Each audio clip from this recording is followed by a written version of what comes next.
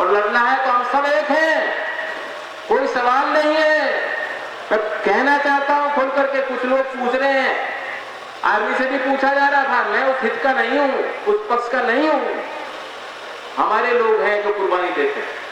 यहां से मैं अभी जाऊंगा सुदेश कुमार जी के यहां, जो शहीद हुए हैं संबल जिले, उनके गांव में जाऊंगा, परिजनों से मिलूंगा।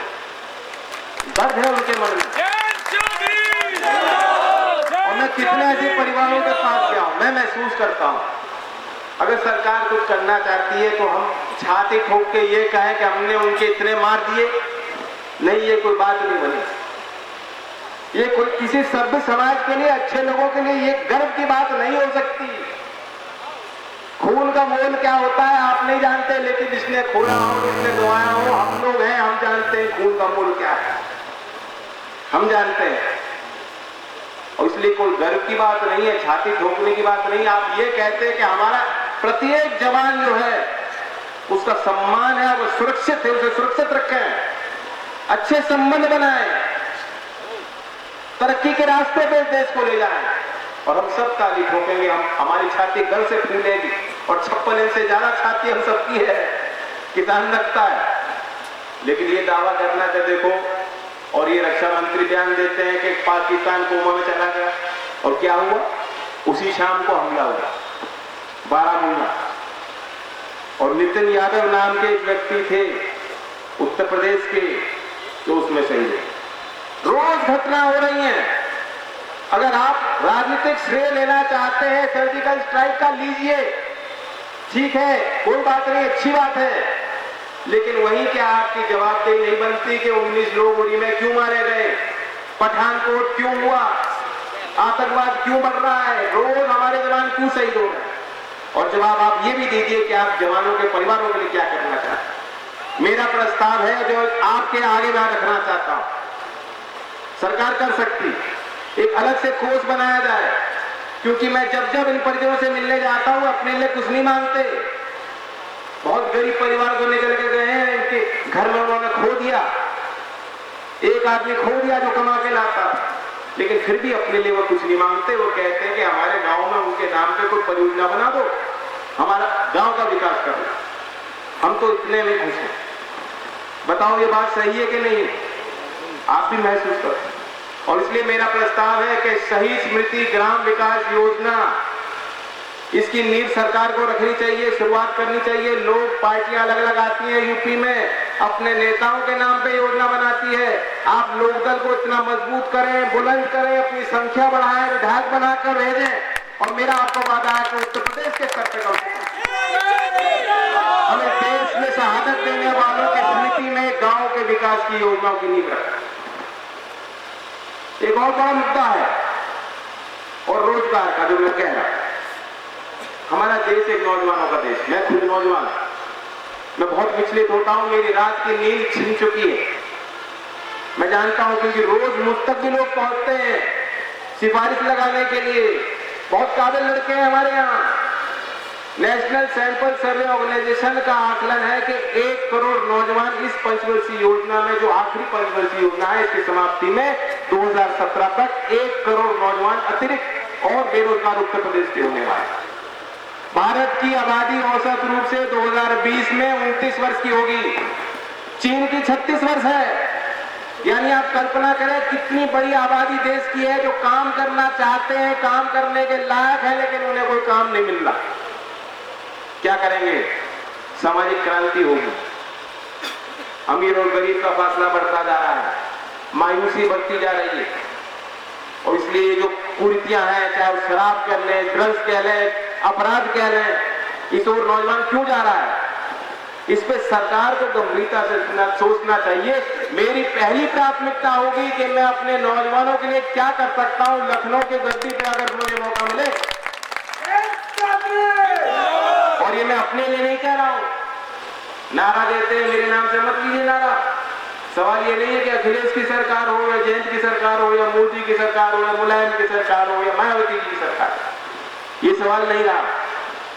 जिस दिन इस प्रदेश का नौजवान महसूस करेगा, उठ जाएगा और कहेगा कि मेरी सरकार है, हमारी सरकार है, इस क्षेत्र का किसान महसूस करेगा सरकार हमारे लिए काम कर रही है, जब आप डीएम कार्यालय में जाएंगे और डीएम खड़ा होकर कहेगा आप बताइए आपकी क्या शिकायत है मैं दूर करूं, जब इस तरह की भावना पैदा हो तब हम कहेंगे, गर्व के साथ कह सकते हैं कि लोकतंत्र को हमने मजबूत किया।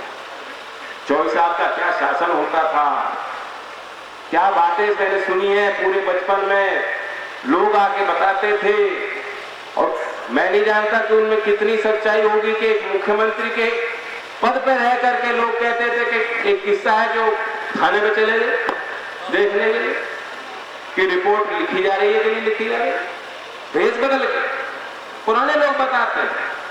अब वो गए हो ना गए हो बात अलग है, लेकिन ये किस्सा है जो प्रचारित है और इसका मतलब यह है कि वहां उस समय जो सरकारी सर्विस में थे उनके मन में भय था, डर था, कानून का सम्मान था। उन्हें मालूम था कि जो लोग हमारे ऊपर बैठे हैं उन पे कोई दाग ना लगे, ना वे लगने दें, और इतने कड़क हैं अगर हमने गलती की तो दंड मिले। आज क्या स्थिति है, थाने पे लिखा जाता है थाने के अंदर दलालों का प्रवेश नहीं हो। कितनी बड़ी बात है कि थानों में इस चीज को लिखना पड़ रहा है। मैं जानता हूं पुलिस कर्मियों की अपनी शिकायतें, मैं चाहता हूं कि जिस मंडल के हमारे पुलिसकर्मी हैं उसी मंडल में उनकी तैनाती होनी चाहिए, उनकी मांग का मैं समर्थन करता हूं। जब समाजवादी पार्टी की सरकार आई थी शुरुआत में उन्होंने किया था, फिर बदल दिया, लेकिन वहीं हमें सोचना होगा। कितनी राजनीतिक मीटिंगों में मैंने देखा है अगर नेता ये कह दे पुलिस वाले को नहीं हमें पुलिस वालों की जरूरत नहीं, कुछ भी कह दे और जनता खड़ी हो जाती है, ताली बजाना शुरू कर देती है। अगर नेता के लिए कोई अपशब्द इस्तेमाल कर दे, जनता के बीच में कह दे कि सारे नेता चोर हैं और पब्लिक कहेगी हाँ दादी आदमी ठीक है, तो ये जन भावना हो चुकी। जब चाहे खादी की वर्दी हो तो खादी हम लोग पहनते हैं, राजनीतिक व्यवस्था के भी लोग हिस्सा हैं, और जो खाकी की वर्दी पहनते हैं, दोनों वर्दियां बदनाम हो चुकी हैं, दोनों लोग बदनाम हो चुके हैं, सिस्टम इतना करप्ट हो चुका। तो नीचे से उठ करके हमें परिवर्तन करना और चौधरी चरण सिंह जी की कार्य कुशलता, उनकी प्रशासनिक काबिलियत को याद करना होगा, उन उदाहरणों को अपने मन में जिंदा रखना। जहां तक बात है सौहार्दपूर्ण वातावरण की, एकता यात्रा के नाम से मैं अलग अलग क्षेत्रों में जा रहा हूं, मुझे बहुत सुधार दिख रहा है। लोग समझ चुके चौधरी चरण सिंह जी की सफलता की राह यह थी, हर एक वर्ग को, हर एक तबके के आदमी को उन्होंने जोड़ के रखा था। उनको लगता था कि ये हमारे अपनेपन के साथ और आपस में मिल बैठ के काम होता।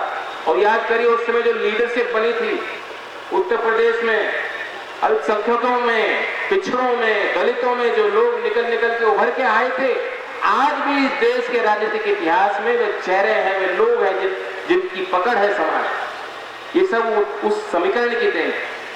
तो इसके अलावा हमारे पास कोई रास्ता नहीं है और ये मजबूरी नहीं है, ये जरूरी है, ये समाज की आवश्यकता है, देश की आवश्यकता है कि हम जोड़ के चलें।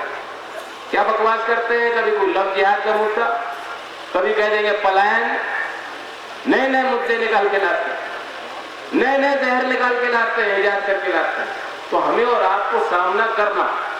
मैं कहना चाहता हूं कि हर एक मुसलमान, हर एक मुस्लिम नौजवान, आप मन में ये ना रखें मैं आपके लिए काम करना चाहता हूं। हर एक दलित नौजवान, लोकदल का हर सिपाही आपके लिए खड़ा है, हर एक किसान। जब मैं किसान की बात करूं, मैं मानता हूं कि ये मेरा खून है और इस खून को बचाने के लिए, इस खून को बढ़ाने के लिए कौन ऐसा नौजवान है, कौन ऐसी औलाद है जो सब कुछ नहीं नौछावर करेगा। और इसलिए मैं कहना चाहता हूं कि हम करेंगे, हमें आपको साथ मिलकर चलना होगा, प्रदेश की सूरत सीरत तकदीर को बदलना। शुरुआत कीजिए, बेल्लारी में आपको चेहरा मिला है, पार्टी को मजबूत करें और आगे बढ़े। धन्यवाद।